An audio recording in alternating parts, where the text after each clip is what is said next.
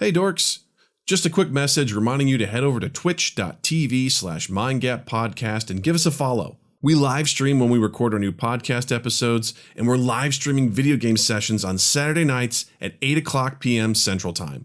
We're playing super rad stuff like Among Us, Keep Talking and Nobody Explodes, Jackbox games, and Tabletop Simulator. Come hang out and play along with us. That's twitch.tv/mindgappodcast. Mind Gap Podcast.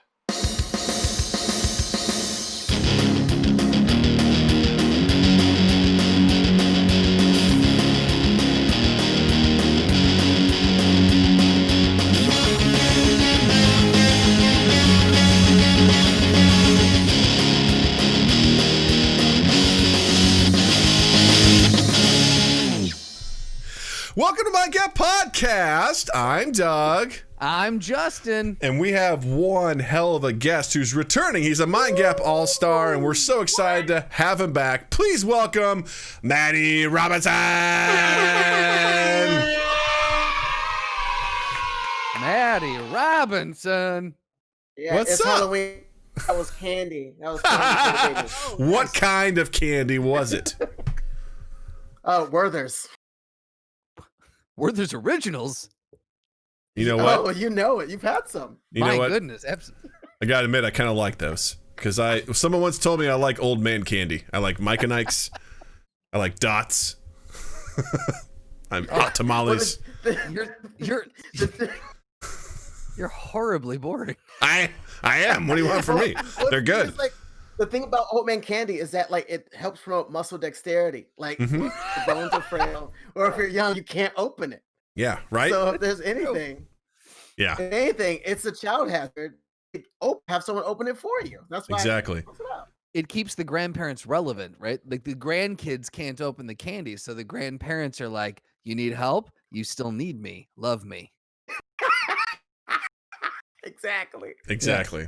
Without a doubt, that is true. But I gotta say, man, I guess I'm boring. I could have said I like Almond Joys, and that would, I think, really seal the deal on gross candy. You know? Yes. See, I'm more of a Mounds fan. Fair enough. You just like coconut, which is a really gross thing for me. So, but Actually, I can't stand at all. oh, well, now Aren't what they are the we same- flip flopping now? Aren't What is they the this? same candy bar? Well, Just one has no, 'cause- almonds. One has a single almond on the top. Well, like the commercial, sometimes you feel like a nut, sometimes you don't. That's Yeah. very true. You know, thinking of that And I makes me don't think of chocolate like at all. I think of like some jingles, and one of the most lazy jingles I've ever heard was the Liberty Mutual jingle. I don't know if you guys have heard of it, but it goes, Absolutely. Liberty, Liberty, Liberty, Liberty. I was like, you know, part of that is like major credit to the person that came up with that. They're like, hey, let's just keep it simple, all right? Let's just keep it simple. And they pitched it, and someone goes, really, that's all you got? You're like, check it out. We're going to harmonize with it. And they're like, it's going to be dirt cheap. And they do it, and they're like, well, I mean, it gets to the point. It says who we are 4 times. I mean, psychologically, that's got to work. Here's the thing: you remember it. Like you just sang it. It's very clear. You know who the client is. You know what that's about. So it worked. Yeah. It works very Kudos well. to that knucklehead. But I will say the best jingle is Mentos, Me- hands down. Oh, yeah. Dude, those commercials were ridiculous. Fresh maker. Yes. Like God, they had a those- full but the- band giving the whole song. Yeah, right. It That was a doesn't whole matter. song. Fresh is better than life. It's like, yes. And what I loved about that, too, is even because that was like, what, in the 90s when those Early 90s. they were leaning into the cheese like big time. And part of me wants to think it was something like a Tommy Wiseau situation where like it was meant to be like a legit commercial, but then everyone was like making fun of it, like, yeah, it's a parody. It's a comedy. Totally a comedy. Yeah. No. It's we're like good. I just got fired. Good thing I have this Mentos. The fresh Right. Oh my God, someone just parked around my car and I can't get into it. And the guy walking away is like, no time. Got to get to a business meeting because I'm in a business suit. And the lady's like, I got an idea. Let's get some sweaty construction guys to move it out. And then he looks back and goes, oh, you dumb bitch. You figured it out, you know? Like, You've unlocked the secret. damn it. Also, I would like to say, Horse shit that those 4 to 5 guys lifted and moved a car. Horse shit. I mean, I don't know much about cars, but they're pretty heavy. That's about all I know. I mean, I can barely like help push one, let alone like help pick one up. I mean, how many were there? Was it like 4 that. guys, one for each corner, you know? I think that's, yeah. So let's say hypothetically, each of them can, what's a good like deadlift, Doug? I mean, if you're pretty good, 500 pounds. Okay, pretty good so at it? these guys are not pretty good because they're just general. What are you talking about? The construction workers. They were in their tank tops. They were like sweaty. You know, these are guys that work out for a living with doing their job. No, but this is like early 90s. So like they worked out and they took lots of steroids just for like to wear the thing on Muscle Beach. Yeah, So right. that's a fair point. Yeah, it was all right? looks, right. So they're sweaty, so their grip strength is really bad. They don't have a lot of friction. So I don't think that they're going to pick up 500 pounds a piece, right? A 2-ton car. I mean, anything's possible. My real thing is they're probably like, hey, I'm sorry, lady, we're union, so this is part of our contract. We're not going to be doing this. So right. I mean, unless, follow me for a second. Okay. That commercial was directed by Sam Raimi. And like, they all had Spider-Man fingers. Just saying. We don't know. We have not done the legwork to prove that that's not true. So we have not. Be. Yeah. But actor's secret. Yeah. Well, I love what Jervis says here. He's like 4 guys, 1 for each corner. The title of your sex tape. Yep. Done. Reserve it while you can, because right. That's pretty good. So Slotty goes, so we're doing the throwdown first. Tonight's throwdown is 4 guys from the 90s versus a car. This is a Toyota Tercel. Oh man, that just sounds like the end of a Street Fighter round. Right? Which, by the way, was that not the most absurd part of that game? Where they're like, all right, let's take a break from the fighting, break these bricks, or destroy the shit out of this car. It's like, why? Like, why did you do that? For points? You got calluses yet? Well, you're about to. It's like, what a weird gameplay piece of that. It's like, it may as well have been like, all right, you're on the farm, catch this chicken, go. It's like, what? I mean, it's just nothing to do other than like beat shit up. Yeah. It's so dumb. It's so dumb. It was very odd. Very typical of games. Like they had nothing else to do but just code, let's beat up a car. Yeah, let's office space this bitch. You know, it's kind of like one of those it's office space. Yeah, it'd be funny if it was a printer or a fax machine. It's like, all right, now take out your real frustrations on this. Yeah, get to it. This Xerox 8200 series. Yeah, fuck this thing. As you punch it, it goes as it's like trying to fax for help, but nothing's coming to its aid. And then you've got to you've got to dodge, you've got to slip the ink that's shooting out of it. Yeah. As you're punching it. That's right. And all you gotta do is actually just press a button and it'll jam itself and it sort of kills itself, you know? Right. Oh no. Oh no. Oh no. Well, Matty, we're thrilled to have you back, man. It's been a long time. Well, the last time you were here was like what, episode 196. 196 something. 96. This is episode 268, so it's been a minute. Like, yeah, it's been a long minute. Yeah.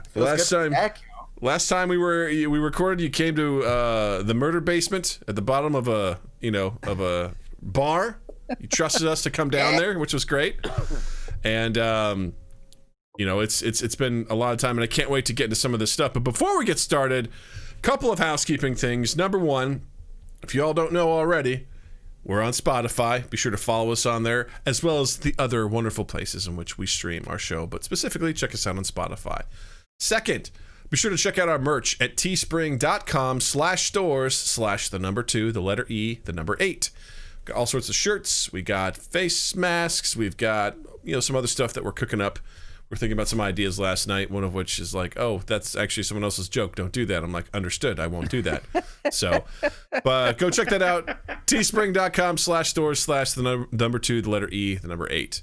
Also, don't forget to check out Wolf's Lore. Set up his own Twitter account at MGP Throwdowns. That's short for Mind Gap Podcast Throwdowns, where he does a deep dive into our past throwdowns and kind of like analyzes them. It's great for us because we don't remember what we've done. In fact, right before we went live with Matty, we were like, hey, what was the throwdown from the last time you were on? And we were trying to figure it out. So it was, a nightmare also to figure it out. Yeah, we were an absolute nightmare. We had a lot of energy the last time Matty was here, and it was just oozing out of every pore in our bodies, which was great. But we were like so manic when we were trying to describe what was happening. It was a Game of Thrones one, and we were like, "What are we saying?" But go check that out. Wolf is doing a great job of sort of diving into those things, and it's fun to revisit those. So that's at MGP Throwdowns. And then every Saturday night, we have a Mind Gap Podcast video game live stream at 8 p.m. at twitch.tv/MindGapPodcast. And last Saturday was a great one because we headed back into the dungeon for Dungeons & Dragons, the fantasy board game. And in this time, Justin, Eric, Sam, and Jared headed back into Adventure 5, where their goal was to eliminate all of the enemies in the dungeon. And they sort of sweep through most of it, no problem, but they came to the last room where shit got a little real. Got real real. It got real, and we had to stop short, but there's 2 ogres coming towards their room, and we're going to see if they can make it next time. So the next time we head back, we'll have to see how they can handle it. So it got pretty fun. It was very interesting, and they were pulling out all the stops. It got too scary for me. That's why we had to stop. It Damn. got too real. I was like, these ogres are getting too close. Time out. We gotta go. No, Saturday Night Live's not gonna watch itself, so I gotta go. Guys, I got a thing. I gotta do a thing. So that was a blast. I had fun. It's always fun playing with you guys. And this Saturday, which is October the 17th. Oh my God. Brand new Jackbox Party Pack is coming out. Jackbox Party Pack 7. It's coming out on Thursday the 15th, and we are cracking that bad boy open, and we are streaming that on Saturday. So come hang out. Come play along with us. Matty, you're invited. Let's just hang out. We'll be silly. We'll see what this what's all in this thing. I think Quiplash 3 is in it. I love Quiplash. It's one of my favorite games. So the fact they have a third one, it's great. So we're gonna dive into that. That's the one I've never played. Yes, and you should stop by. I've played Joke Boat. I've played the Haunted Quiz game. The Murder Hotel Murder Trivia. Mystery. Yeah, that one is kind of fun. I could not figure out what the fuck was going on the first time I played that game. I jumped in the middle, and I was like, "Oh, I'm out of my league here. I don't know what's happening." Well, the thing is, like, everyone's out of their league. Like, those questions that they ask they're nuts. They're bonkers. Yeah, and when you lose, you can still win. Yeah, that's so true. Because you can steal people's souls, which is great. So. And then what was the other thing? Well, the other one we played was that it was like Among Us, but it was different. Yeah, that one was a shit show. That's not one you're supposed to play unless you can actually talk to people. And half of the people were not in the chat, like in the voice chat. Was so that like the bomb one? It's not the bomb one, but it's one where there's aliens in the group, and you're asked to do things, and if you're an alien, you get different prompts. And so they say something like, draw a rabbit, and 2 people will draw a rabbit, one person may draw like macaroni and cheese, and they'll be like, wait a minute, why'd you draw macaroni and cheese? But the thing is that the aliens can also screw with other people and give them different prompts so they can sort of deceive and whatever. The concept is good. It's called Push the Button. Thank you, Jared. That's what it is. The problem is that if you're not in voice chat and you can't communicate, like, people can just sit there silently and there's nothing you can do about it.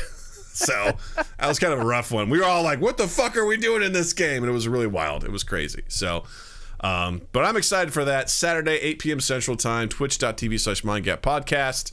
Come hang out. Let's unbox this bitch and have ourselves a real hootenanny, as they say in my neck of the woods. They do say that. And Justin, you've got something going on. Yes. And the reason that Matty is here is the same thing that I have going on. Flawless transition. Maddie is going to be. Maddie and Tia are the stars of the Quarantine Files episode Due, which is dropping this coming Friday, the 16th. The 16th. Thank you for that. Yeah, Maddie, what was it? Just with you haven't seen the final package, right? You haven't seen the final episode. Not. Okay. I have so not. I'll just set it up like this. Maddie tries singing, it fails, he loses the ability to sing. We'll do that as the teaser. Leave it at that. Yeah. Yeah, exactly. And I will say this: if you want to see Matty without his shirt on, watch the episode because Ooh. Oh, Wait, it's hold on. It's so whelming. It's so whelming. You telling me Matty has his shirt off? Cause tell me, I'm gonna tune into that shit. Let me tell you. Let me see some Matty. Let me see him.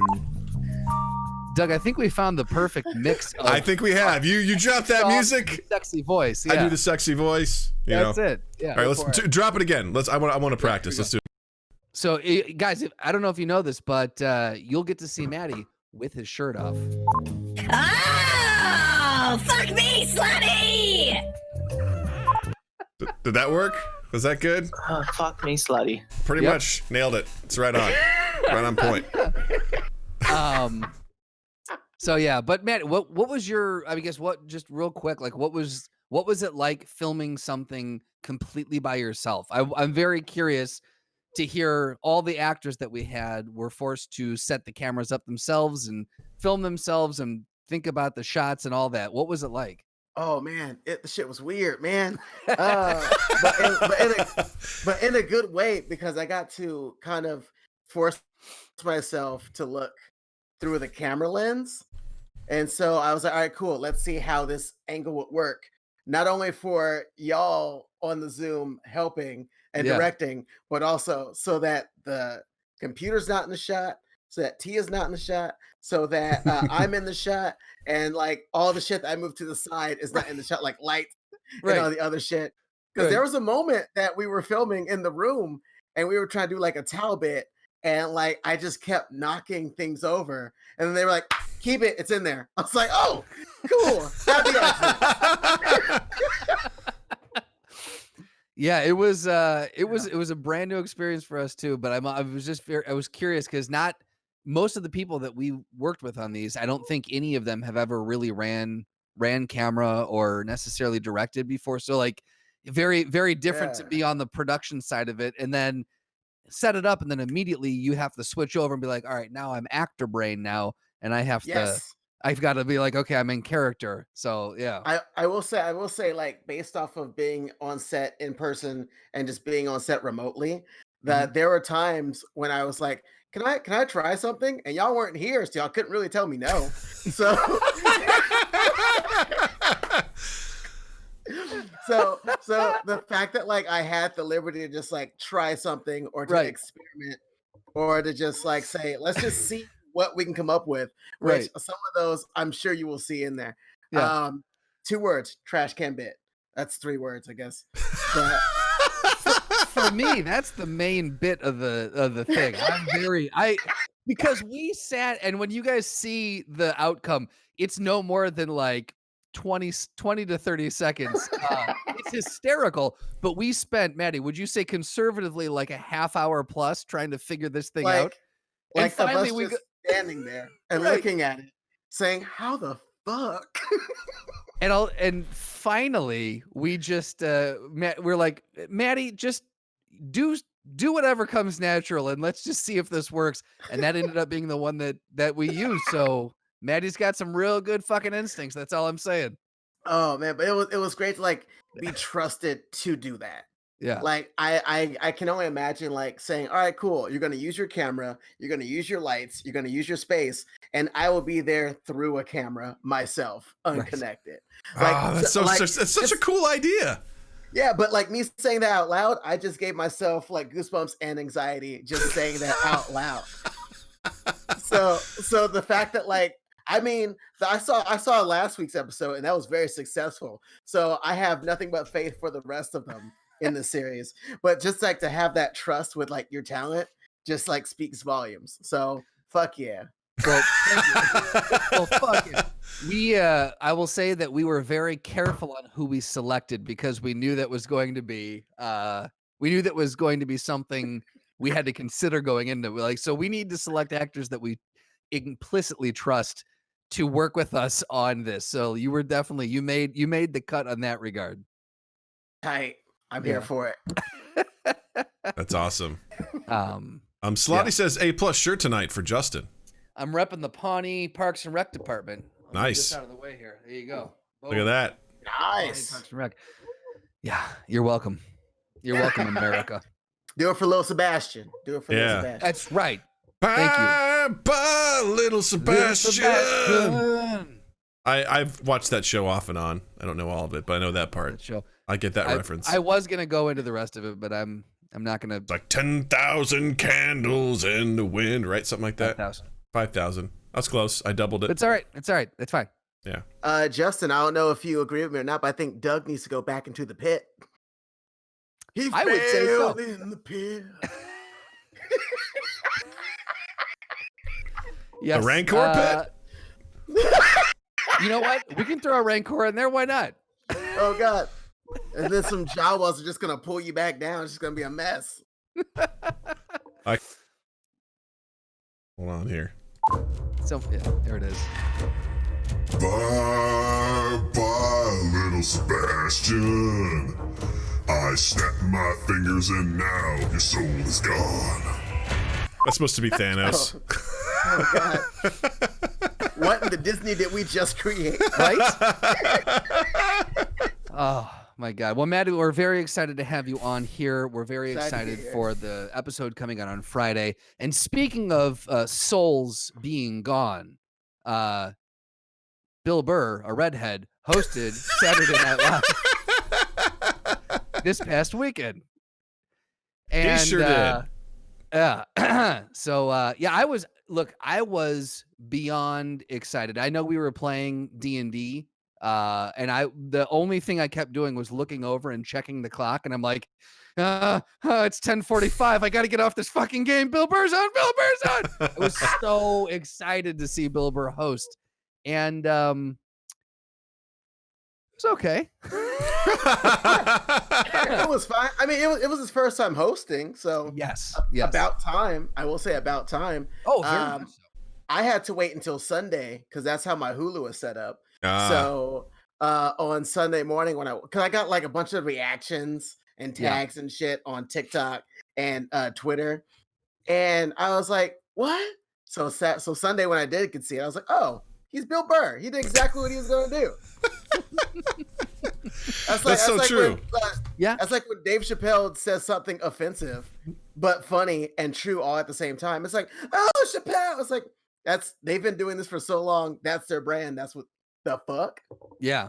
I mean, because Twitter tore itself apart the next day. Like there was half of Twitter was like, oh my God, I can't believe he would say these things and he was offensive and divisive. And the other half of Twitter was like, yeah, it was Bill Burr light. Yeah. Yes. Like he wasn't allowed to swear. You didn't get the real Bill Burr. Yeah, that was the PBS Bill Burr. Right. Yeah. What I love about that stuff too is and Matty, you obviously come from a comedy background as well. Like for me, the golden rule is it funny? And if it's funny, then it's, in my opinion, it's good. You may still be a little like, oh, but is it funny? That's the crux of it. Yeah. And those things, because I know in Bill Burr's latest special, or Paper Tiger, he makes a Michelle Obama joke, and a lot of people are like, I can't believe that he made a joke about Michelle Obama. I'm like, look, man, I love Michelle Obama. That was a funny fucking bit. Like it was great. It was very Bill Burr. It was very much his look at stuff, and I'm like, that's funny. Like it is. Like I just, it's when, because the thing too is when they tell these jokes on their specials, people are laughing. Like it's not like it's crickets and you hear boos like in an open mic or something. Like people are laughing. So I'm like, I feel like those people have voted and the votes are in and it's funny. So yeah. And these jokes are also refined over time. So it's not like he's trying this bit for the first time. It's like, no, he's probably wrote it at least a year or so ago.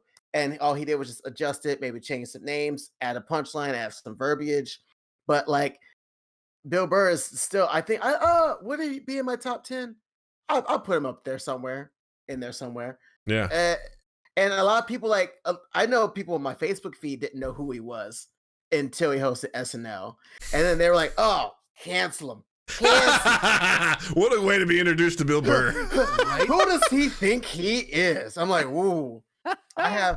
You can ask the city of Philadelphia who he is, and they'll give you a very specific response. Right? They'll give you 11 minutes worth of response. It's funny because when Bill Burr talks about that, when people bring that up, he's not proud of that. He's like, that wasn't a great moment. He goes, I can't believe like that's what gave me notoriety. He's like, that was just me essentially having a temper tantrum in front of a bunch of fucking idiots, you know? For those of you who aren't familiar, Bill Burr was on the Opening Anthony comedy tour, and they went to Philadelphia, and the crowd was a bunch of obnoxious assholes, and they were just like ruining everyone's sets. And then when Bill got up there, he had 11 minutes, and he went out there and just insulted them for the whole time, and he was counting down, and he would just start talking shit to him, and then as soon as like he'd start to win him over, he would then just flip it back and start making fun of the Rocky statue, and then start making fun of their foot. He goes, I hope your quarterback breaks his fucking legs, fuck the Jet, or not the Jets, the Eagles. He's like, yeah, you guys are a bunch. He just was going into it, and like at the end of it, somehow the crowd like respected him. He's like, I just gave him what they deserved. That's the backwards mentality of Philadelphia. It's just like, you shit on us, we love you. Yeah. Or they'll eat it like they did it when they won the Super Bowl. So. Yeah, exactly. Yeah. But what's funny for me, sorry, Justin, didn't mean to cut you off. No, go ahead. Is I've listened to a lot of Bill Burr's podcasts, specifically the Bill Burt podcast that he does with Burt Kreischer, and he's especially that bit about white women. That's come out like in pieces in the podcast. I've heard him sort of like dropping those bits and making those sort of points. So when he did that, I'm like, oh, he's like you said, Matty, he's got this. He's had this in his back pocket, and he's just been working on it. And I was like, oh, that's hilarious.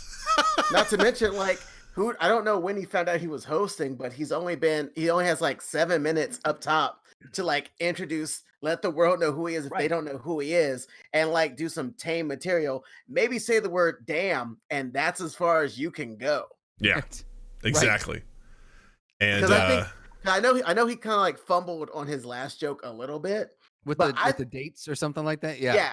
But I thought that shit was great because as a black man, why do we get the shortest month in the whole year? Right. What I think, like the back to Doug's point about like the Michelle Obama joke, like personally, I didn't find that joke funny, but I was also not offended by it either, because I was like, I literally just listened to him tear apart this other thing and I laughed my ass off. So I'm like, you can't do that thing where you're like, that's funny, but as soon as you say something that I disagree with, not funny anymore. Yeah. Yeah, you can't pick and choose and be biased in comedy. Right. That's like, you're going to hurt your own feelings and cry. Exactly, right. And I'm like, if I can agree that it was a well-constructed joke. Personally didn't find it funny, but I was not offended by it in the slightest, you know? Yeah, there's definitely comedy that's out there. Like there's Tim and Eric, right? That I just don't get their stuff. I'm like, I can't stand Tim and Eric. Yeah, it's like it's outside of my realm of like that's a little too absurdist for me, so I can't really. It doesn't work for me. But I'm like, hey, it works for some people, you know, and that's totally fine. And there's different stuff for different things, you know. Yeah. But at the same time, like I can still look at that and be like, there's humor in there. I don't get it, but it's it works. Specifically with Bill Burr too. I think if you look past.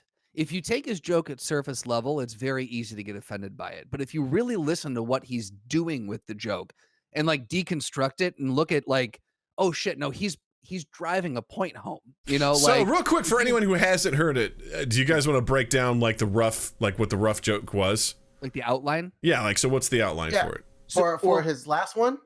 Or I mean, which part was the most, do you think got the most shit? Was it the middle one? I think I think at the top was the white lady skit.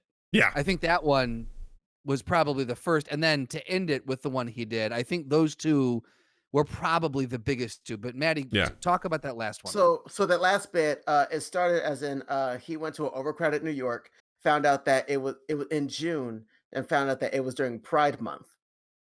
And so he didn't understand why a group of non-enslaved people got the whole month of June.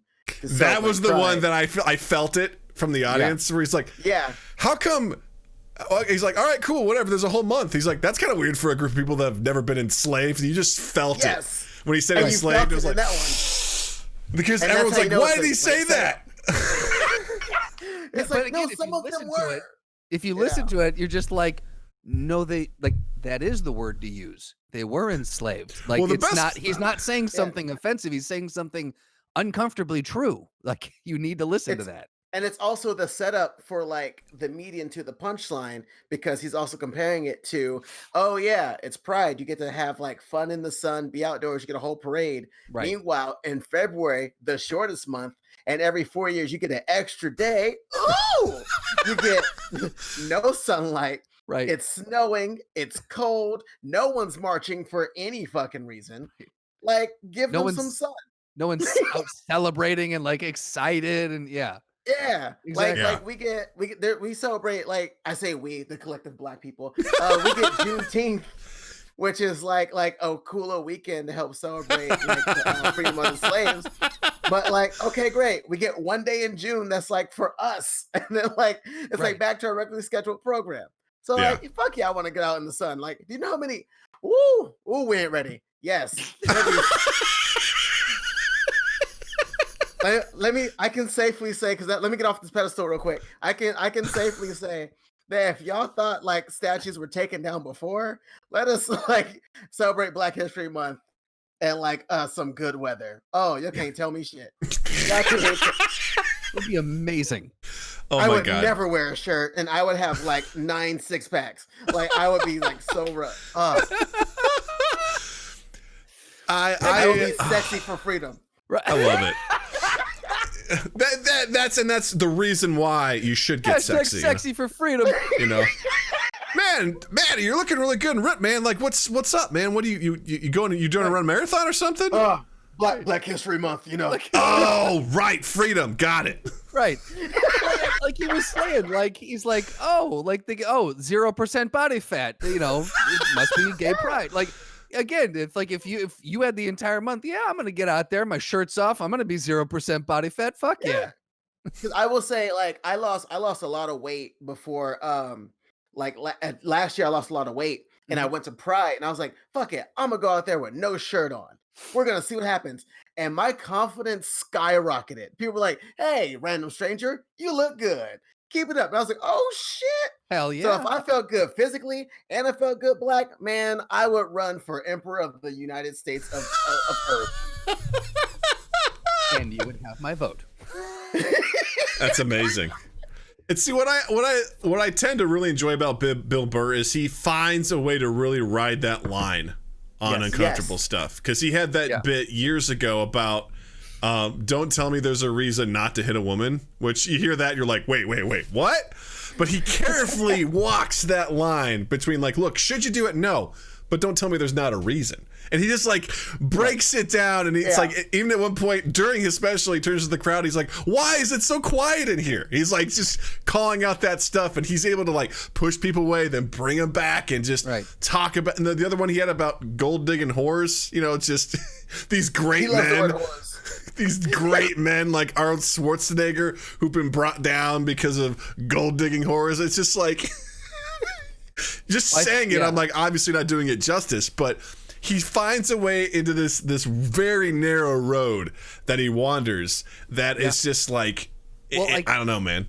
In that opening monologue, he talked about cancel culture, he talked about oppression, he talked about gay pride, and he talked about Black History Month. He also talked about masks, face masks. And he talked about masks, right? So like, that's a hell of a tightrope to, like, all those topics are very sensitive, especially this year. Like, it's a hell of a tightrope to walk on live television for the first time most of the audience is seeing you. Yeah. And I feel like a lot of people who like get upset or are just offended just don't have a Twitter. Like I've seen more harsh shit on accident than actually on purpose. Yeah. Twitter's a dangerous place, man. Yeah. It's a dangerous place to be. Like I find myself, it's like this. I imagine it's like in the movie Pinocchio, right? They're like, "Come on over to Pleasure Island, have a good time. Nothing bad can happen." And then you just wander in, and it's like, "Oh my God, we're turning into donkeys!" Like, it's bizarre, it's absurd. I'm like, "Ooh, what's this thing that's trending?" And then before you know it, I'm like, I watched someone talk shit the other day to Chef Mike And I'm like, why is this person talking shit? And then I fell down this rabbit hole and I'm trying to figure out, I'm like, all right, who's telling the truth? What's the truth of it? I'm like, this has nothing to do with me. Why? Why have I done this? At the end of the day, this does not help me sleep or help me like do my job. I need to let this go. I had to, because then you find yourself like in a fucking YouTube conspiracy hole, and it's like 13 reasons why Nixon is reincarnated into Obama. It's like, wow! Nixon is real. Tell me that's an actual video you saw. I will not confirm or deny its existence. I do not want to because drive the fans are watching, and it's voting season, so I don't want to go missing before my vote counts. The other thing that I love about Burr is the way he turns a phrase, like it's so Bostonian, like where he talks about when he was talking about the white women, like getting on the oppression train or whatever, and he's like, you know, and all of a sudden they just swing that Gucci footed boot or Gucci booted foot right over the fence and pop themselves right at the front of a line. that was such a good. I've been so oppressed. I've been now. You sat. He goes. You sat right by all us toxic white males when we were doing all the shit that this and this and this and like again the audience was like, "Ugh, should we laugh?" But it's like it's true. Yeah. Well, it seems like there was like a visceral reaction from the crowd because he pointed to him. He goes, "Yeah." Like he pointed to one person in particular. He's like, "Yeah, so sit down and take your talking to with me." Yeah. And that's the button. It's like I said all these things to say it's our turn to listen. Yes. It's our turn to listen, and people don't want to listen. Yeah. I saw some people saying because he's like, he referred to all the white women as bitches, too. He's like, look, I love my bitches, but. and the thing is, they know who they are. They're probably drinking a pumpkin spice decaf right now. Is your name Karen? Yeah. I love how people like some white people have considered that to be like the white people's N-word is Karen. I'm like, all right, guys. When I first saw that, I was like, this has to be an Onion thing or something, but it is legitimate. I could not believe when I started seeing that coming up on Twitter. I literally couldn't, but I will. It's easy for me to believe a lot, especially this year. When that came up, I'm like, this can't be real. We cannot be outraged by this. Oh, nope, we are. All right. It's true. Yeah. And like, honestly, like for people, if the shoe people who don't fits, understand like the ridiculousness of it. Watch, Google John Mulaney midget, and like it will all make sense. Well, I think Slotty in the chat just said Mulaney said it best, so I think you guys are on the same page here. If there's two words and you won't say one of them, that's the worst word. There you go. Yep. It's very true. I think going along the lines of that stuff too, like Patton Oswalt also had a really great bit a couple years ago where he talked about it's not about saying the correct language, it's about the intent behind it. And he gives two examples. One person says all the right words, all the right buzzwords and things like that, but he's like, that person is also creepy. They're infiltrating. They're not trying to be genuine. And then he does another guy's like, hey, look, if you're a couple gay dudes you want to make out, and he's like doing that real thing. He's saying all the wrong words, but the guy has a lot of heart. He's like, I don't care, you do whatever you want with each other, that's cool with me. It's like it really comes down to, it's not just saying the proper words, it's saying it's what's behind them that matters in terms of like it's meaning. Yeah.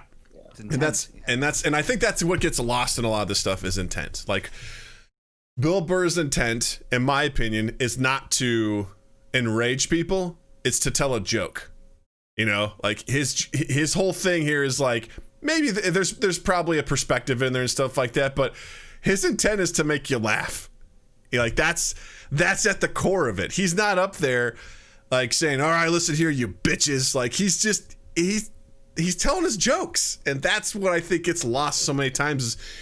As a lot of these guys have said, if you were to read a transcript of their act, you would be horrified because there's no tone, there's no body language, there's no timing, there's nothing. So it's like when that senator read the lyrics to WAP, right? No feeling, no tone, no emotion behind it, you know, and especially no W. Right.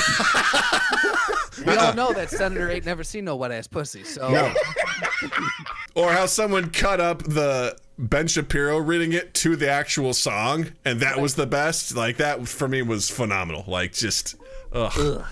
Yeah. Yeah, I think I stopped when I heard Gilbert Gottfried read it, and I was like, I got to tap out. Justin, Now I what would need that to sound go- like? What do you think? What do you think that would Here's sound the thing. like? I want to tell you what that would sound like, but my neighbors next door behind this wall right here, for those watching on Twitch, the podcast can't see this, but those watching on Twitch, I'm sitting next to an adjoining wall, and that's their bedroom. I'd rather not right now. Hey, man, maybe that's what they need tonight. All right, you ever think about that? The guy's just like, I don't know why, but all of a sudden I'm really turned on right now. You know what? That's a good. Is that Gilbert Godfrey next door? I didn't know we lived next door to Gilbert Godfrey. I will say, before you press play, just turn your head. Just turn your volume down just a little bit as soon as it starts. As soon as it starts.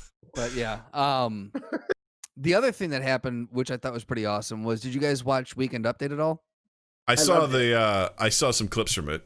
Did you see the bit where Kate McKinnon was doing the doctor? Oh God, I can't remember her name now. Oh, what was it? We know this. We know Yes, Doctor. We know this. we know this. Yeah. And in the middle of it, she was taking Colin Jost's blood pressure, and like with this squeaky blood pressure cuff, and she and him just started losing their shit this. to the point where he turns and he goes, "Kate, are you okay?" And she goes, "Obviously, I'm not."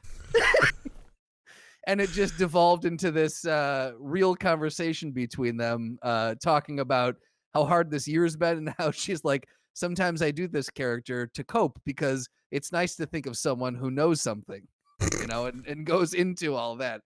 To me, I feel like it was definitely written that they were going to break and go into this thing, but it still felt like a very real moment, and I appreciated that.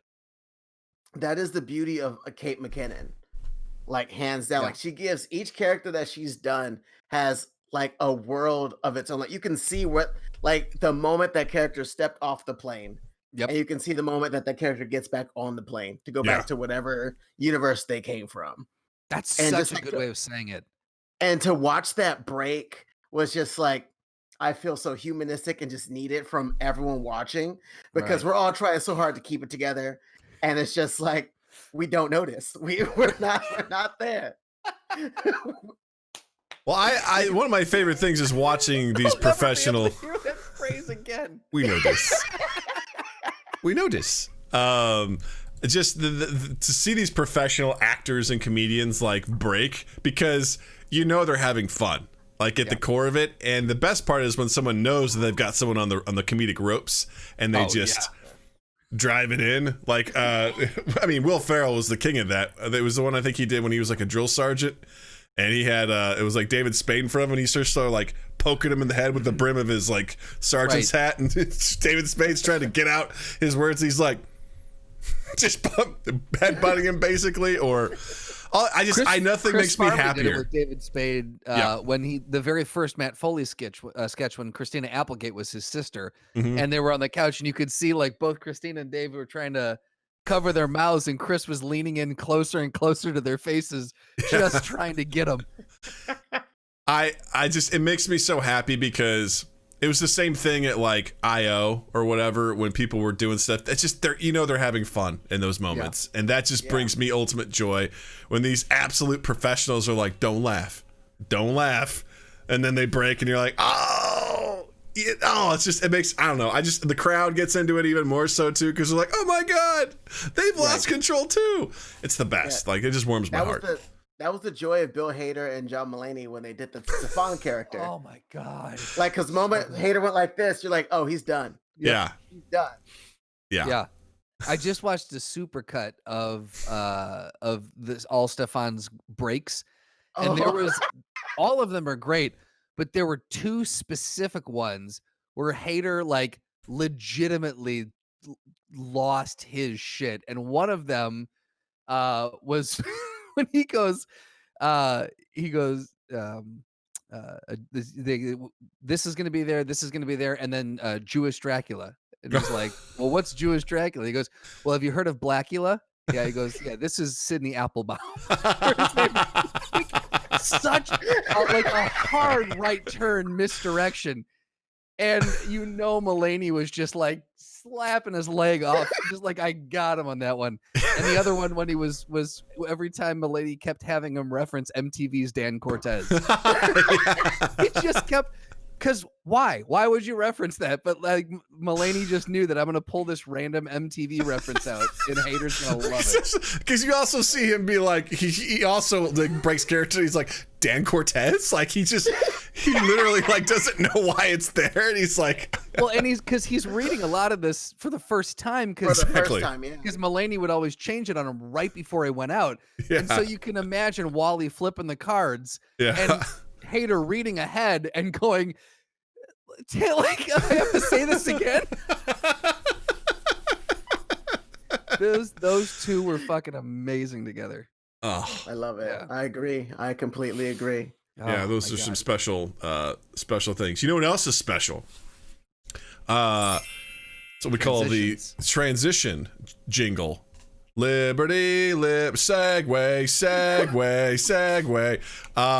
Facebook did something very like timely and ahead of the game. They have started to ban Holocaust deniers on their website. I think that's pretty forward thinking. That's brave of them. It's very brave of them to be like, you know what? No one else is doing this. I think it's time. I think we should be the first to say the Holocaust is real. It took him, feel what, like 90 years? It only took him like 70, 80, 90 years. I don't know how long it's been, but it's been a long time. I don't do math, all right? I feel like they waited till our grandparents figured out how to use Facebook so they can teach them how to like click it. Not only that, it's just like it became such an old person's device that their key demographic was like, no, it's real. I was there. I used to imagine someone getting an alert going, I guess Herbert didn't die. He left me for surrender.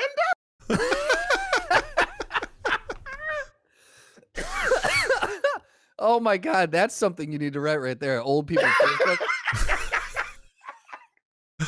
That's amazing. No, but I think it's a lovely like first step.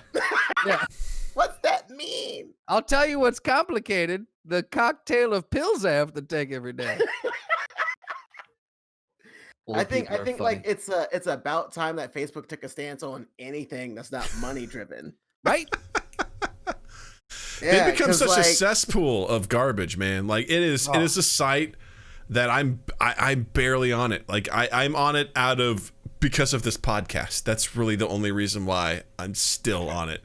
And it's so minimum these days. Like it's makes me feel good not to be on it, but it's just become such, if you think about its origins, it was an elitist social network for people in the Ivy League. Mm-hmm. And now look at it. It's a meme generating bot machine for old people. Yeah. How far we've come. That sends you a sparkly rose good morning and you're like, who are you? Yeah.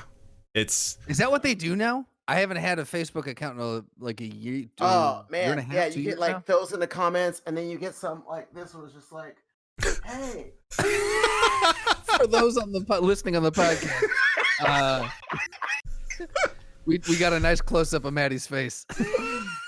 Also known as a grandpa selfie.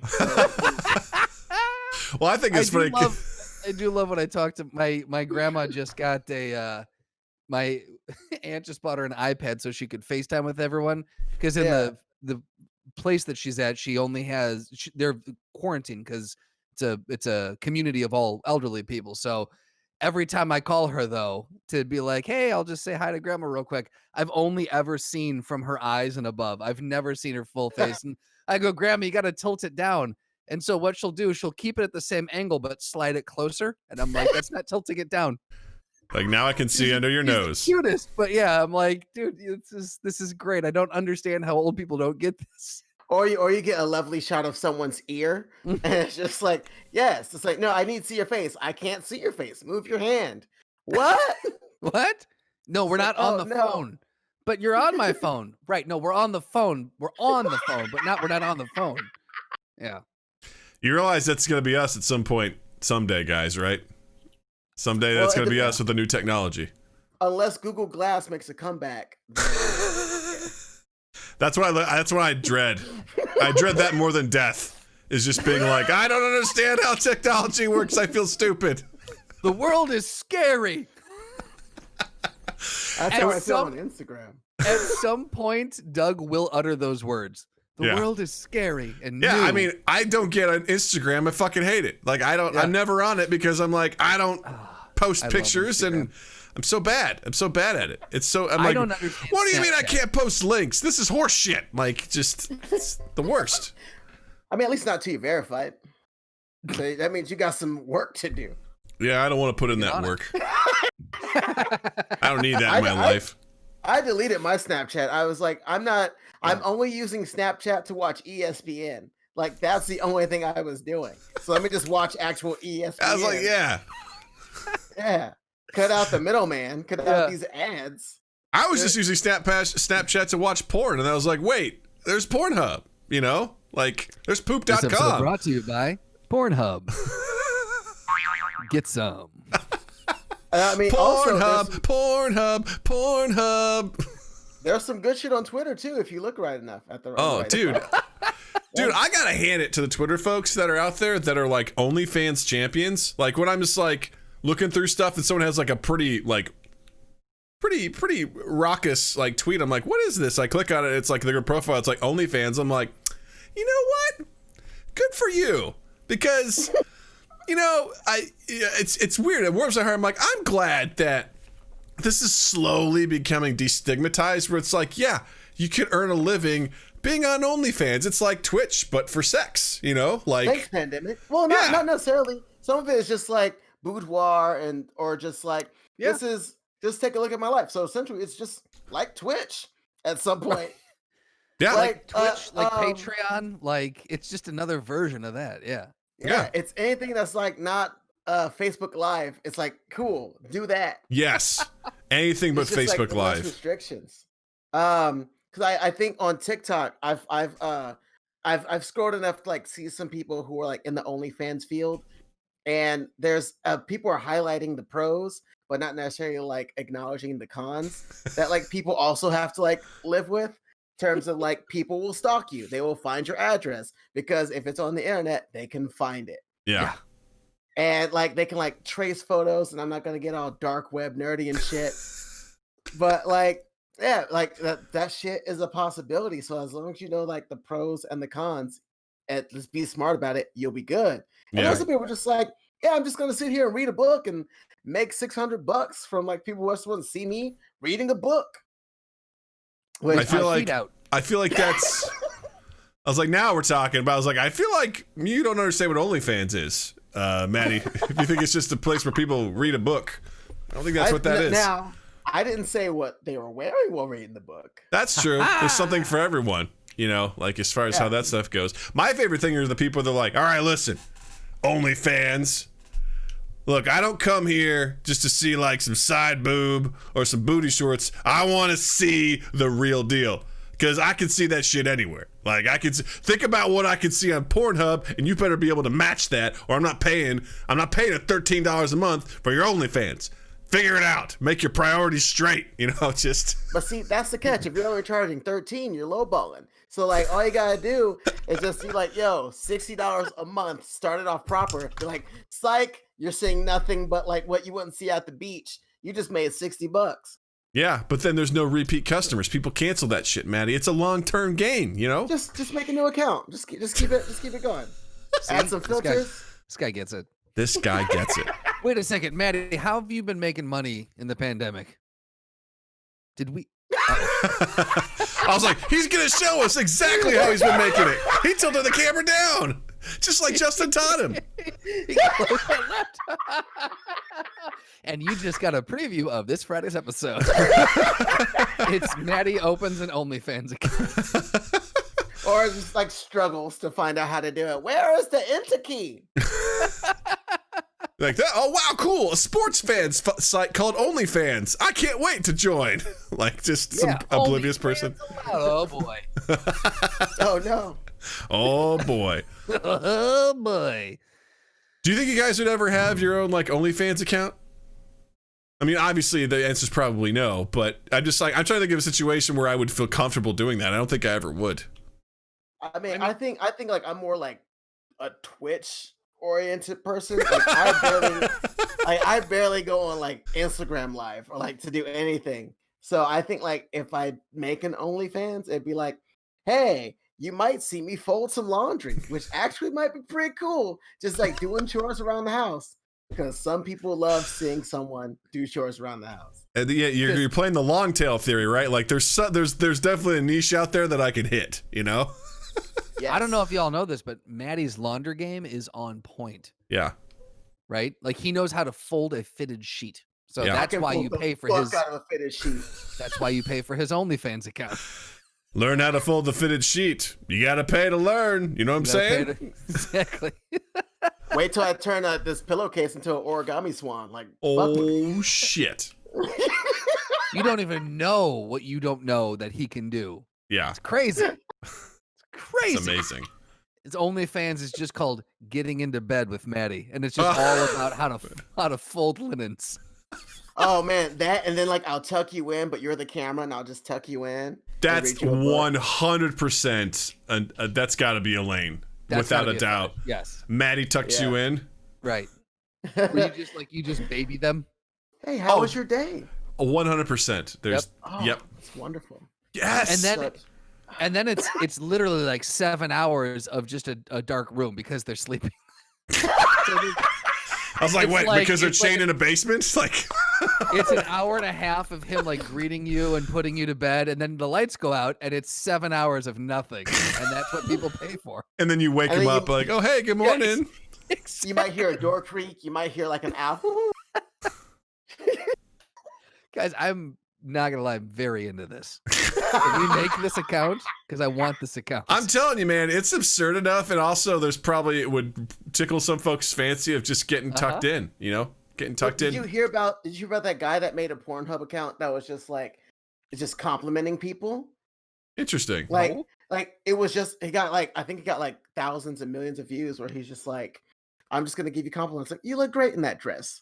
This, and this. You look fantastic today. That's See you later. It's like, what? But People again, love it. I was gonna say, I bet people actually dug that. Oh, I know they did.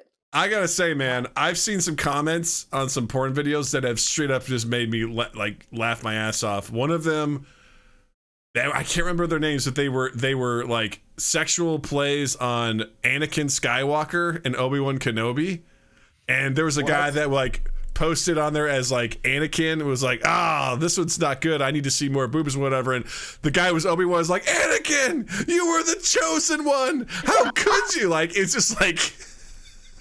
And then another one was, there was like, I don't know, someone's getting a blowjob or something, and there was something playing in the background, and someone goes, hey, is that Kung Fu Panda 3 that's going on in the background? And someone else in all caps goes, it is Kung Fu Panda 3. Like, just.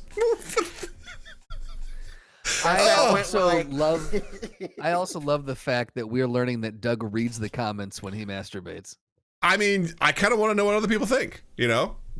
Yeah, you gotta know if like it's an investment. You gotta know if like you're gonna have to like scrub through it, or if you need to just keep searching. What's funny is to hear the things that make people so mad. There was a guy that was like, I'm so tired of these weak ass loads that are coming out of these dudes. I deserve a big load. I'm like, okay, man, like, just sorry. Like, I saw a comment once that said, oh, she's totally faking it. It's like, do you know where you are? Do you know where you are? Hey, look, man, there's a bajillion videos out there. Find one that's more realistic for you, okay? Like, it makes me so sad that there are people out there that is their reality. well, it's because that's the thing is like I've always looked at things like Pornhub as like this is a place you go in secret, you don't promote whatever's going on, but people are like creating logins, they're putting profile pics on, and people. There's a community there, you know. There's a whole algorithm that's like, "Hey, you've watched this. Perhaps you'd like this." It's like I don't need you to suggest my sexual preferences for porn. Thank you very much. Although this one did catch my eye. Although, well done, algorithm. Click.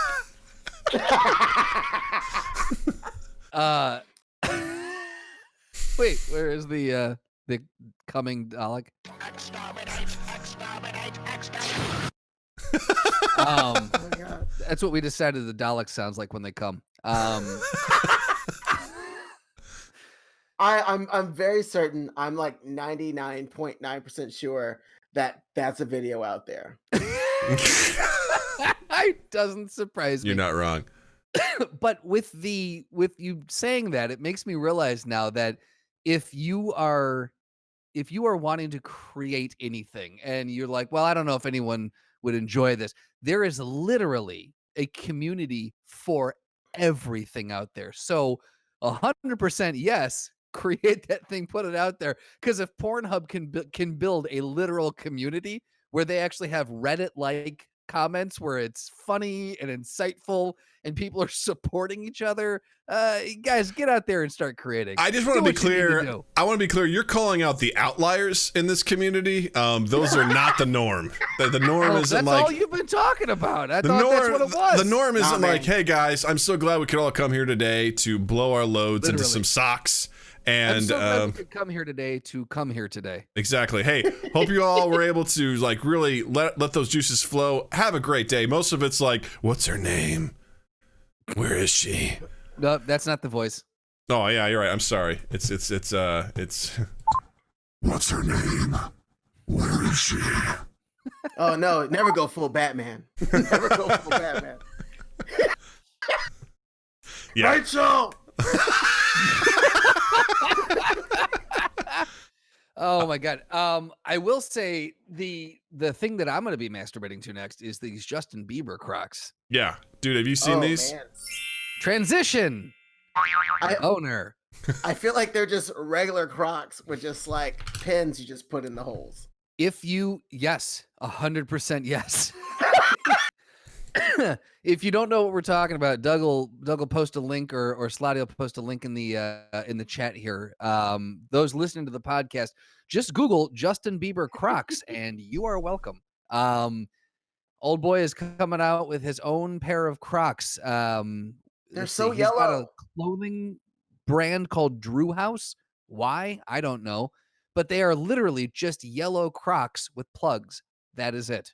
That's it. And Like Matty said, they're so yellow. Yeah. so yellow. It's They're like you can fucking literally yellow. get those Crocs or get regular ass Crocs. Go to a Dollar Tree, get some stickers, and you can have new fucking Crocs every day if you wanted to. Yeah,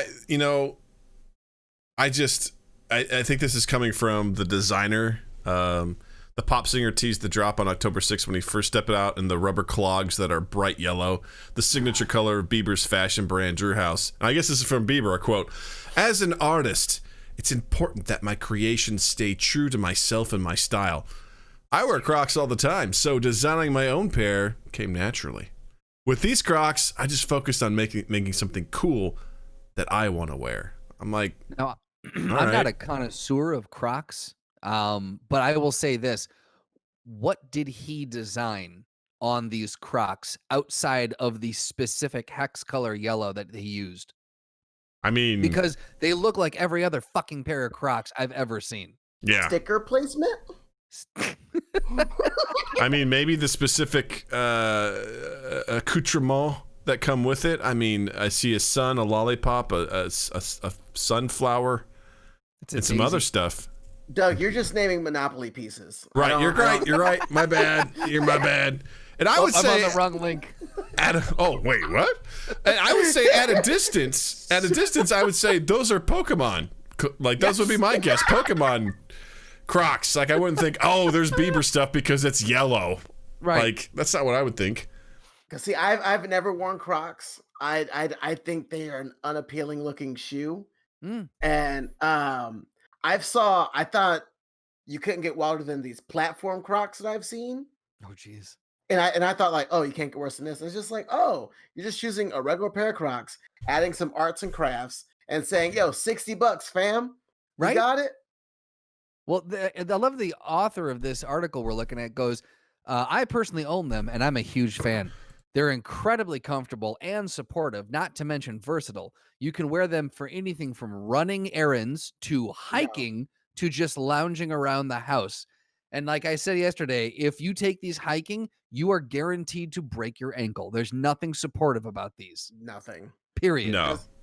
Because who else had a pair of Crocs? I think it was like Bad Bunny, I think. Yeah.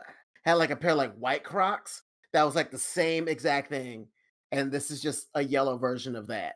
You Yeah. know who else had Crocs was the BTK.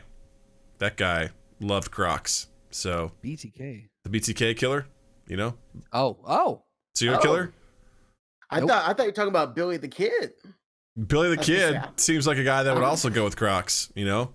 I thought you mispronounced the letters and it was actually KFC. Ah, Because also had that. They brought out their Crocs this year too, which, if I'm Yes. being honest, I'd rather wear those than these. I mean, at least those Crocs look like they smell good. So I'll say that. well, for the record, the KFC Crocs were scented to Yes. smell like fried chicken. So they looked like a nightmare on it. But I'll say this much, at least about the KFC Crocs, that I could tell that they were KFC affiliated. That's for They sure. were original. Right, exactly. And they had little chicken things that you could put on it. So like it looked like you were walking in a bucket of chicken from KFC. And apparently it smelled like it too. Unfortunately, because again, like I think we talked about when we talked about this, because the thing you want is sweaty feet and fried chicken. That's what you want to smell when you get home from mowing your lawn. When you're mowing your lawn in your Crocs. Yeah, That's don't you? incredibly dangerous. You're going to I'm lose a just saying, toe. Doug, not only are they supportive and versatile, but they also are steel reinforced, so you're not going to cut anything off. Steel reinforced. Well, mine. It sounds I'm like- designing Mind Gap Crocs, and they're going to be steel reinforced.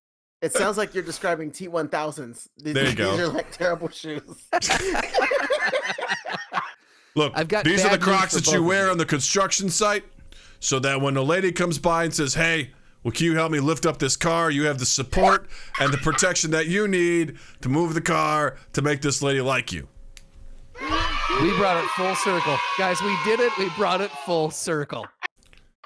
Oh, my God. Callbacks. I do have bad news for you, though. These Crocs are sold out. So Aww. sorry about that. Oh, well. I mean, good news, guys. You could probably just order something extremely similar to this from the Croc store. Because I'm sure, as Slotty said, how do you basically, like, what do you say? How do you make yellow your signature color? Like, it's a primary color, man. Like,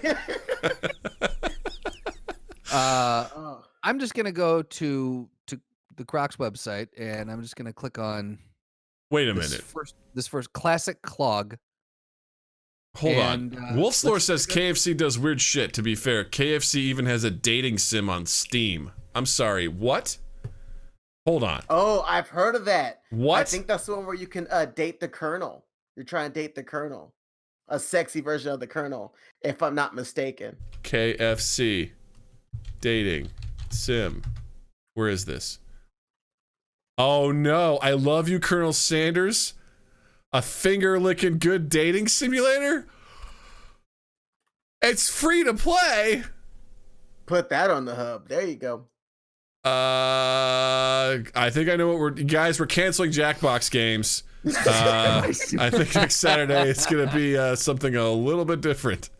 German says Doug needs to play this game. Have all my points. Oh my God! Wow. By the way, the Colonel looks real good in this.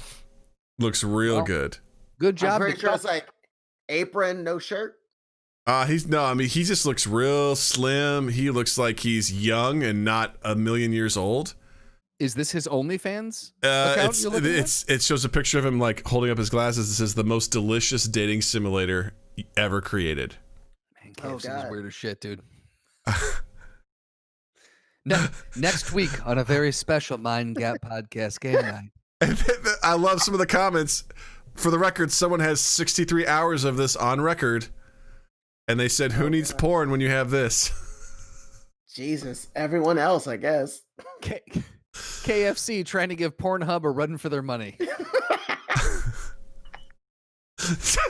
0 out of 10. Too much talking, not enough hot kernel buns.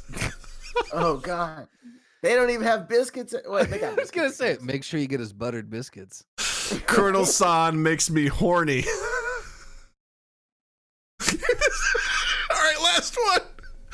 This game is better than porn if you can't resist the urge to violently orgasm all over your screen while yelling it. Okay, never mind. We're going to stop there. I didn't read all that beforehand. Woo! That's what you call decision making in real time. That's what we call self-editing. I was like, okay. No. Yeah, this is go ahead. For the record, this has very positive reviews. Over 8,400 of them are very positive. So it's a lot. Good on them. You know what else is really positive? What's that?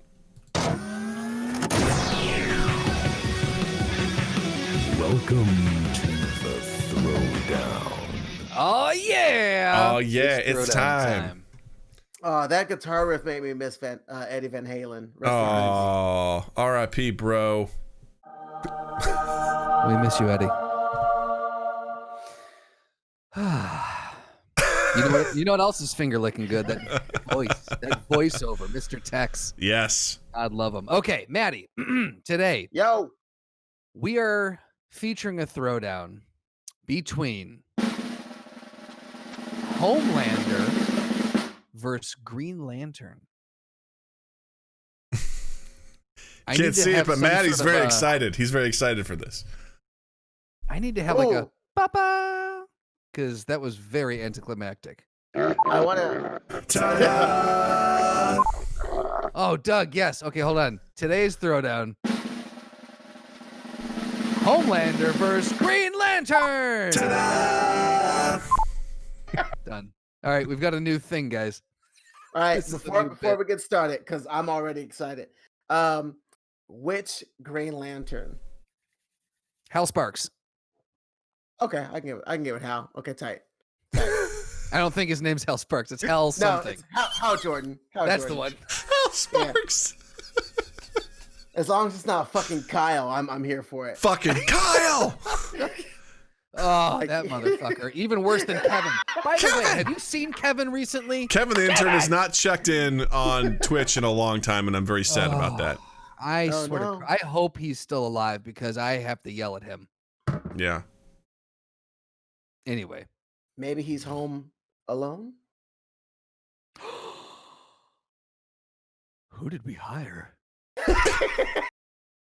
All right. So, oh, no. So you are not a fan of whomever this Kyle is, but you like Hal Jorgensen. Well, Hal Jordan is like the first like American Green Lantern. Oh, the only one we need then. Yeah, because then you got like you got like a few other ones, but he's like the chosen one who set the legacy. Blah blah blah blah. American. You said that.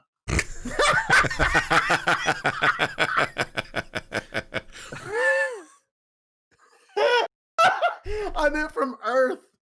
Okay. Well, thanks for clarifying. I got it. He's in charge of this quadrant. Wait, there's quadrants in space? So many quadrants. Yeah, space quadrants. So many. There's 4. That's literally the definition.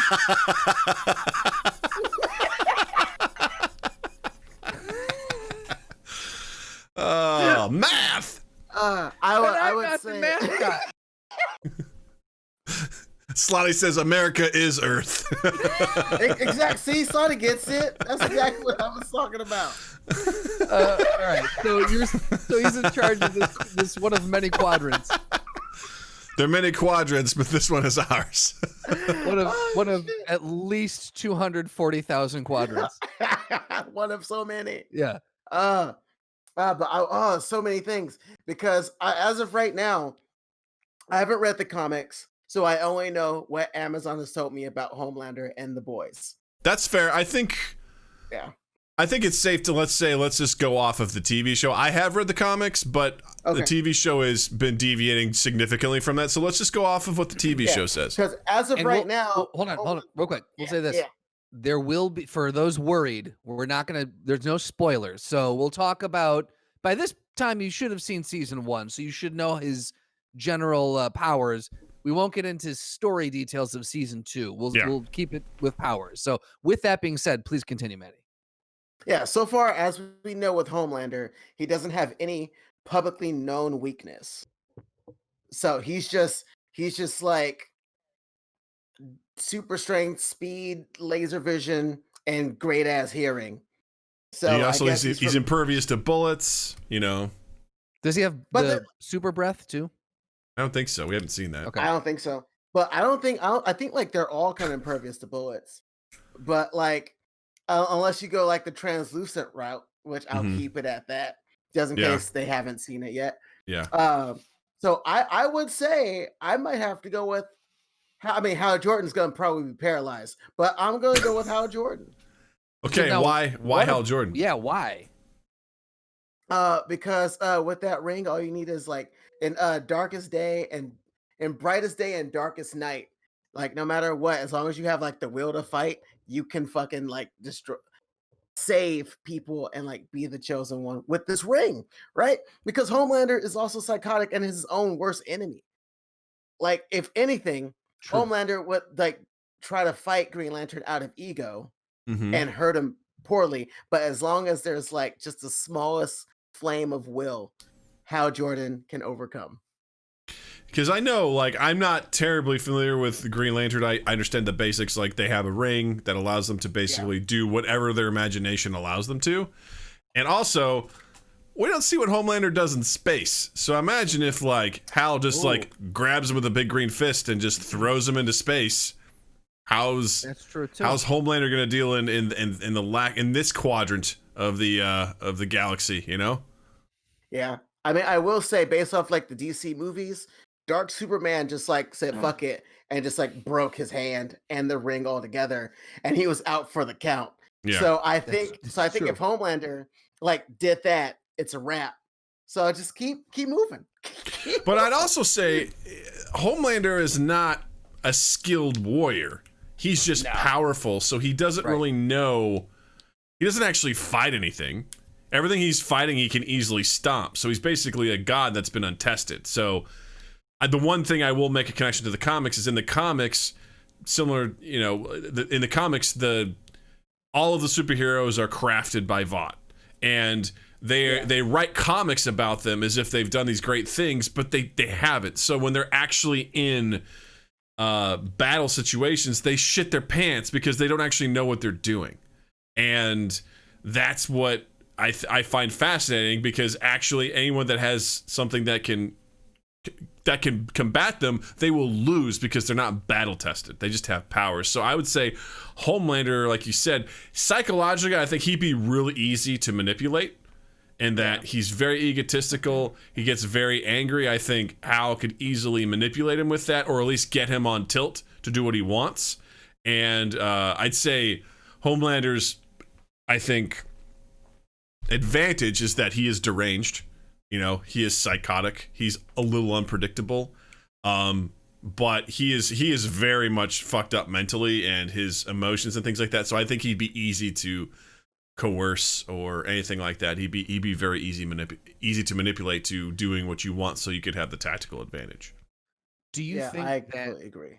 Do you think that because the effectiveness of the ring is tied to the wearer's willpower, so anything which weakens the Green Lantern's mind may render his ring useless? Do you think Homelander could get in there, and because he manipulates, while he's not he's not skilled in battle necessarily, he is, like you said, psychotic, and it seems like he really knows how to pull at people's strings and kind of work that realm. Do you think he could get inside the Green Lantern's head, or is the Green Lantern so battle hardened that he's like, I've had telekinetic people in my head, so fuck you, you're nothing to me. Like Green Lantern's weakness is the color yellow, and that's what's their primary color. So if Homelander is wearing Bieber's Crocs, like it's a wrap. It's a wrap. The Homelander's he's got too much pride to wear those stupid fucking Crocs, Exactly. and So they're there's sold out. Homelander has a custom red, white, and blue version of those Crocs. I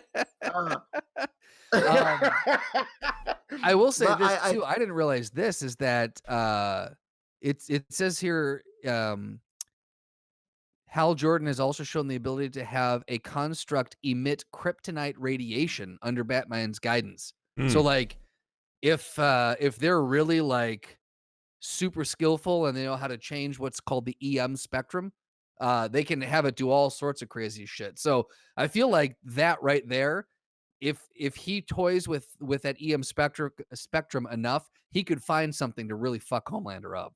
But see, that's if he has time to know if Homelander's like gonna do Fair. some shit. Because think Fair. about Batman. Batman's fucking crazy, and Yep. all he does is just make contingency plans. That's true And- too. And Homelander's person is just gonna like show up and say, "Oh, you don't have sugar? Well, fuck your house, bitch!" Like that's how Homelander like shows up to these things. Yeah. So I feel like Howard Jordan, if like he loses that will, even for like a split second, it's a wrap. But once Okay. again, Homelander, he's psychotic, but he's more like a bully. Yeah. If anything, not necessarily just like a mind game person, because he hasn't shown that capacity yet.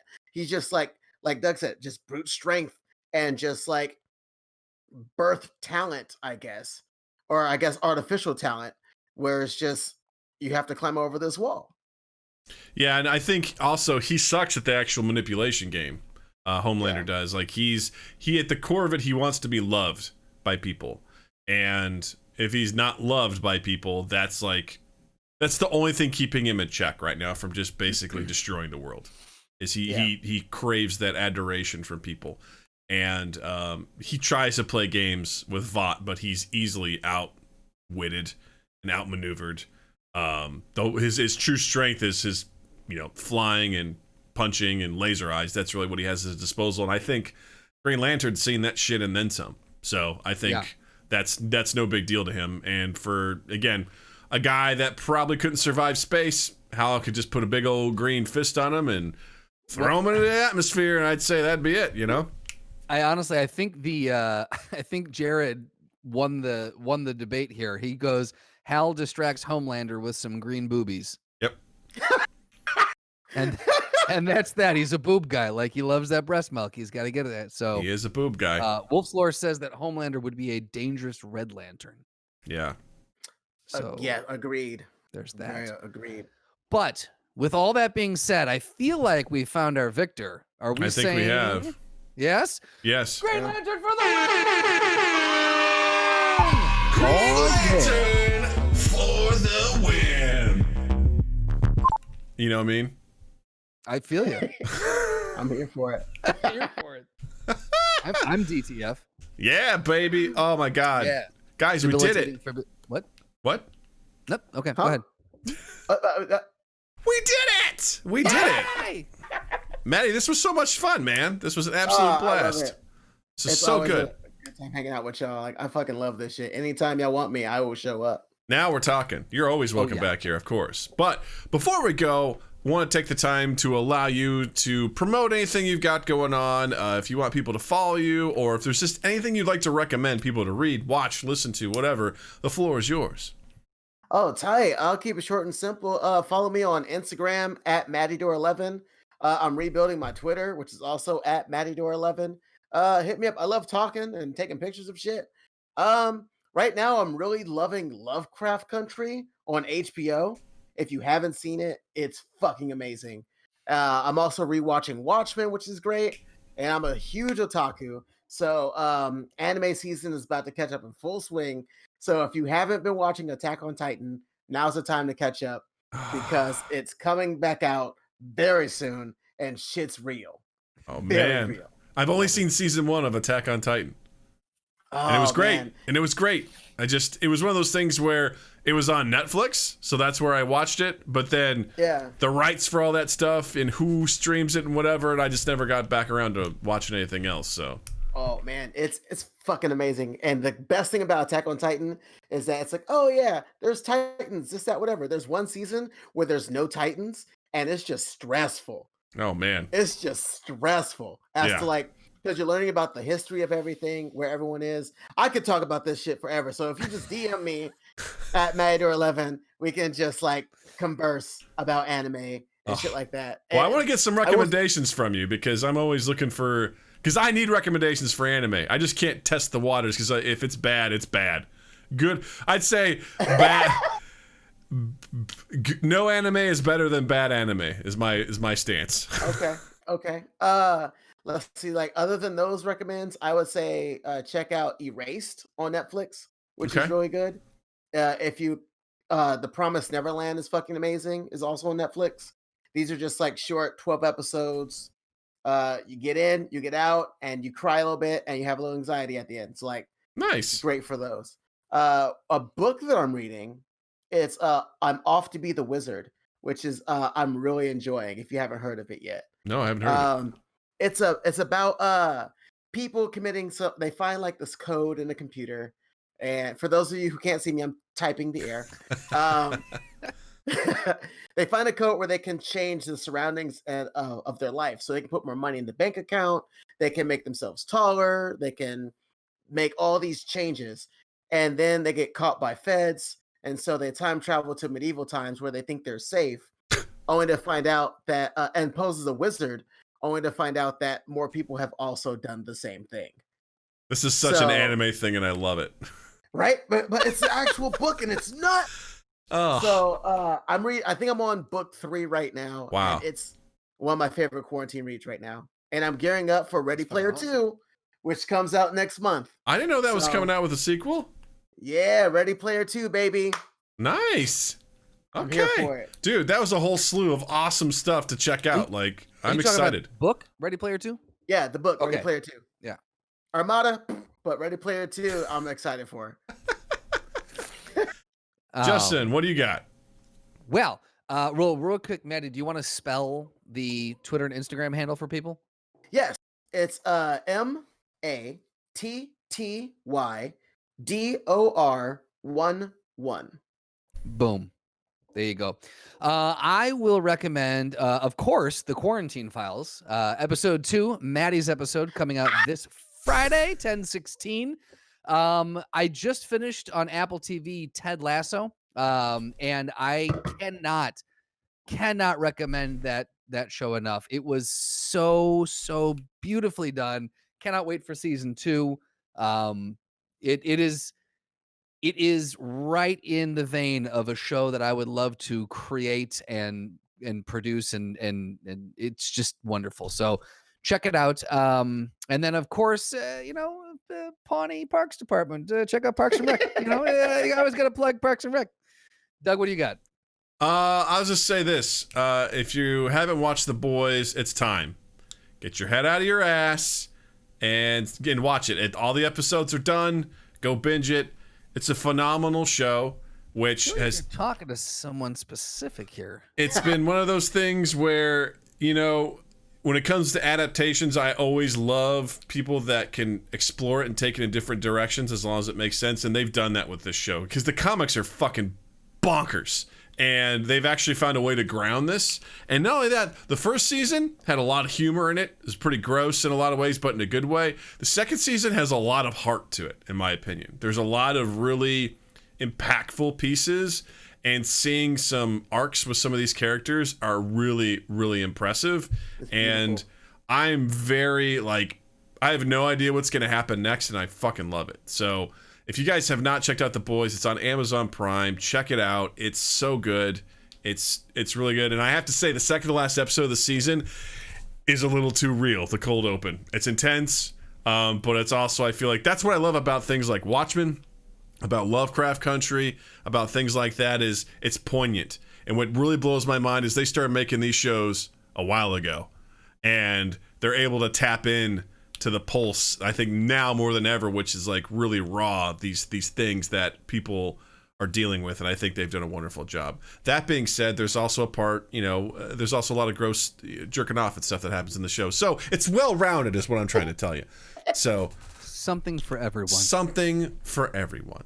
So awesome. Oh, one last one. I just started watching Brockmire. I definitely recommend it because it's so fucking good. Yes. What's Brockmire? Go ahead. Hank Azaria is a sports announcer who had a huge meltdown and went away for a while, and is coming back to a small minor league baseball team to hopefully find some reconciliation in his life. Interesting. massive substance abuser. Oh, heavily. Did you ever hear him talk about how they came up with that character? No. They were I feel like it was when he was on The Simpsons in the writers' room. They would always talk about that classic baseball announcer voice, the count's 0-3, someone steps up to the bat, no long fly drive. They're like, you can say anything in that voice as long as you follow it up with a baseball call.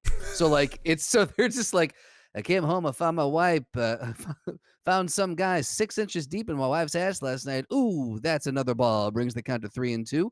And like they would try to come up almost like their own aristocrats. They would try to come up with the worst thing and then just follow it up with a quick baseball call. And it like crack themselves up. And they're like, so let's build a character around this. And that's how this came to be.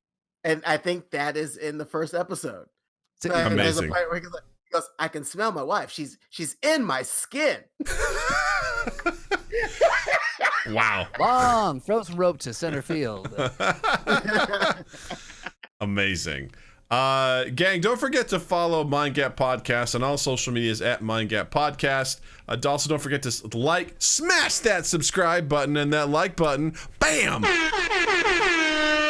On our YouTube channel, just look for Mind Gap there. That's where we host all of our episodes, as well as some highlights from the show and our Twitch streams. And also, don't forget to like and follow us on Twitch. That's twitch.tv/Mind Gap Podcast. Don't forget to follow the Mind Gap Throwdown Twitter account. That's at MGP Throwdowns for deeper dives into our throwdowns. And also, don't forget that Justin exists digitally as well. That is very true. On Instagram and Twitter, it's at Justin_Michael, spelled Mikel. It's the fun way of spelling it. And while you're in the online realm, check us out on Spotify, on Apple Podcasts, Google Podcasts, Stitcher, all the different podcasting places that you find and listen to the cast of pods. You can subscribe to us, share us around, rate us, review us, all those things. The big one is sharing. Just copy the link, share it out to your followers, and let them know that we're worth a damn, because we need the affirmations. And then 2east8th.com/mindgap is where you can find the rest of our library. And then also just keep an eye on all of 2 East 8th's stuff, because we have fun things coming out, like the Quarantine Files. Matty's episode drops this Friday, 10/16. We've got Sid Penrose coming out. We're going to be jumping in and trying to finish up in the next couple months, Life and Debt. So we've got some good stuff. Good stuff for everyone. Matty, thank you so much for joining us. Thank y'all. This is a joy and a treat. I love it. Oh, and we love you, and you're always welcome back. And Justin, thank you. Douglas, big thanks to you. Twitch, thank you. And listeners, of course, thank you. And you all have yourselves a dandy fucking week. Mind Gap Podcast.